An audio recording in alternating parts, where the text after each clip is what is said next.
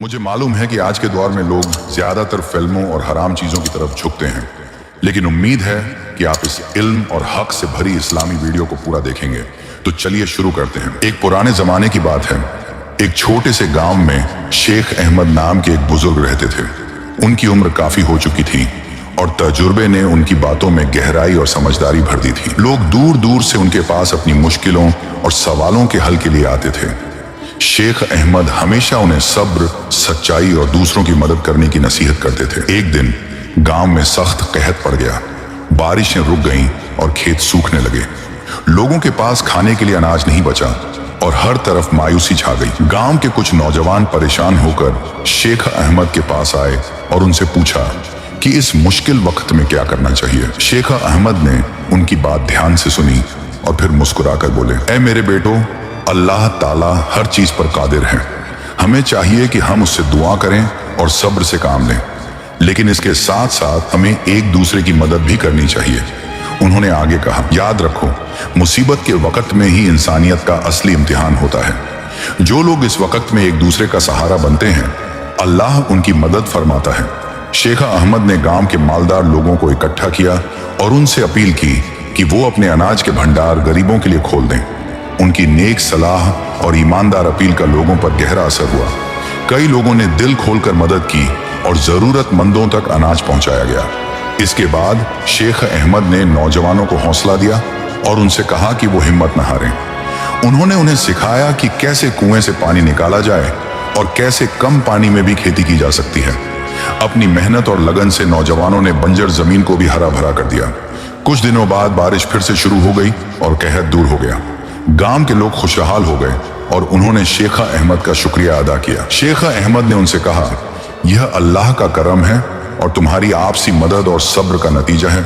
हमेशा याद रखना कि नेक काम और दूसरों की मदद ही जिंदगी का असली मकसद है। उसी गांव में कुछ साल बाद एक और दिलचस्प वाकया पेश आया। एक नौजवान जिसका नाम राशिद था, बहुत ही मेहनती और ईमानदार था।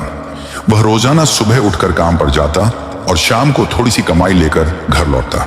हालांकि उसकी आमदनी कम थी, लेकिन वह हमेशा खुश रहता था और कभी किसी से शिकायत नहीं करता था। एक दिन राशिद को रास्ते में एक चमकीली चीज मिली। जब उसने करीब से देखा तो पता चला कि वह सोने का एक बटुआ है जो सिक्कों से भरा हुआ था। राशिद ईमानदार लड़का था। उसने सोचा कि यह किसी गरीब या जरूरतमंद का होगा और उसे लौटा देना चाहिए।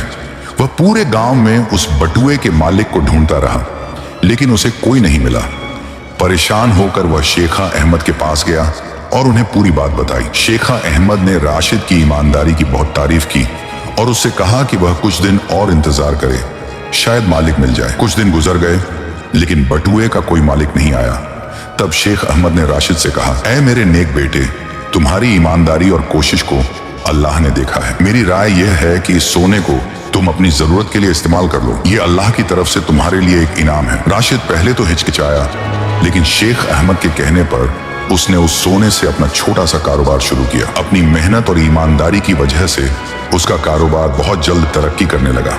कुछ ही सालों में वह गांव के अमीर लोगों में शुमार हो गया। लेकिन दौलत आने के बाद भी राशिद ने अपनी पुरानी आदतें नहीं छोड़ी। वह आज भी गरीबों और जरूरतमंदों की मदद करता था।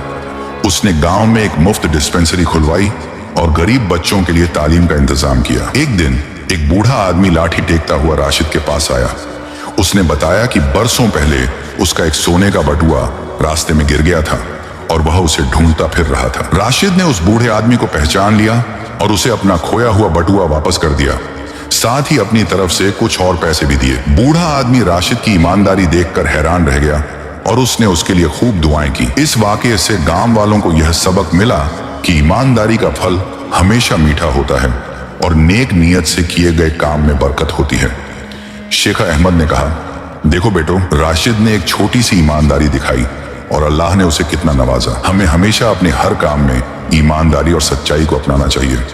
इस तरह उस गांव में बुजुर्गों की हिकमत भरी बातें और लोगों के नेक अमाल हमेशा याद रखे जाते थे और आने वाली नस्लों के लिए प्रेरणा का सबब बनते थे। उसी गांव में शेख अहमद के एक शागिर्द थे जिनका नाम जैन था। जैन एक ज़हीन और मेहनती नौजवान थे, लेकिन उनमें एक कमी थी। वह बहुत जल्द गुस्सा हो जाते थे। छोटी छोटी बातों पर भी वह आपा खो बैठते और दूसरों से बुरा भला कह देते थे। इस वजह से गांव के बहुत से लोग उनसे किनारा करते थे, हालांकि उनका दिल बुरा नहीं था।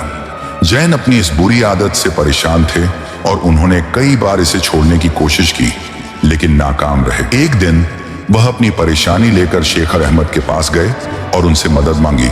शेख अहमद ने जैन की बात सुनी और मुस्कुराकर कहा, ऐ मेरे प्यारे जैन, गुस्से पर काबू पाना आसान नहीं है, लेकिन नामुमकिन भी नहीं। इसके लिए तुम्हें सब्र और मुजाहिदे की जरूरत है। फिर शेख अहमद ने जैन को एक अनोखी नसीहत दी। उन्होंने जैन को एक कीलों से भरा हुआ थैला दिया और कहा, जब भी तुम्हें गुस्सा आए, तुम इस थैले से एक कील निकालकर इस पुराने लकड़ी के खंभे में ठोक देना जो गांव के बाहर खड़ा है। जैन को यह बात अजीब लगी, लेकिन उन्होंने शेख अहमद की बात मान ली। पहले पहल तो उन्हें हर दिन कई कीलें ठोकनी पड़ती थीं, क्योंकि उन्हें बार बार गुस्सा आता था। लेकिन धीरे धीरे जैसे जैसे उन्होंने अपने गुस्से पर थोड़ा थोड़ा काबू पाना शुरू किया, कीलों की संख्या कम होने लगी। कई हफ्तों बाद एक ऐसा दिन आया जब जैन ने एक भी कील नहीं ठोकी। वह खुशी से शेख अहमद के पास गए और उन्हें यह बात बताई। शेख अहमद ने कहा, बहुत अच्छा मेरे बेटे, अब तुम्हें यह करना है कि जितने कीलें तुमने इस खंभे में ठोकी थीं, उन्हें एक एक करके निकाल दो। जैन ने वैसा ही किया। इसमें उन्हें काफी वक्त लगा, लेकिन आखिरकार उन्होंने सारी कीलें निकाल दी। फिर वह शेख अहमद के पास वापस आए। शेख अहमद जैन को उस खंभे के पास ले गए और कहा, देखो जैन, तुमने सारी कीलें निकाल दी हैं, ये बहुत अच्छी बात है, लेकिन इस खंभे को देखो, इसमें कितने सारे निशान पड़ गए हैं। ये खंभा अब पहले जैसा चिकना और साफ नहीं रहा। उन्होंने आगे कहा, गुस्सा भी बिल्कुल ऐसा ही है।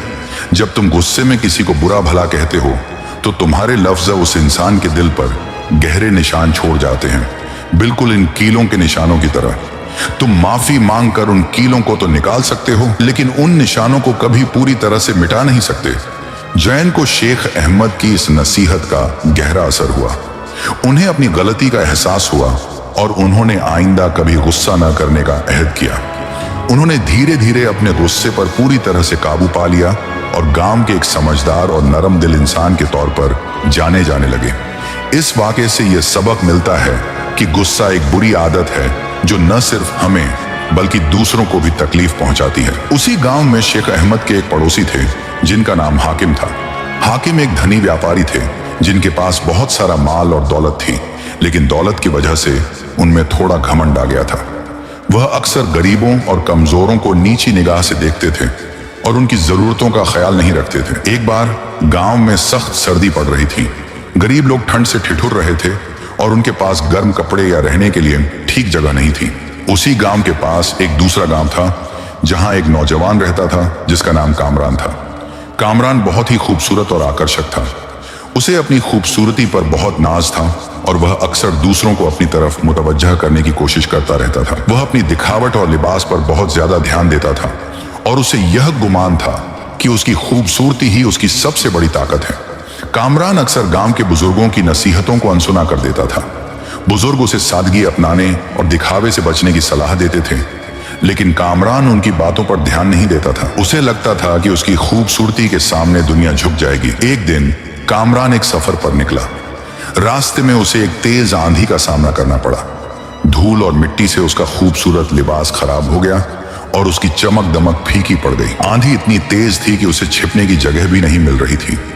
जब आंधी थमी तो कामरान बुरी तरह थक चुका था और उसका हाल बेहाल था।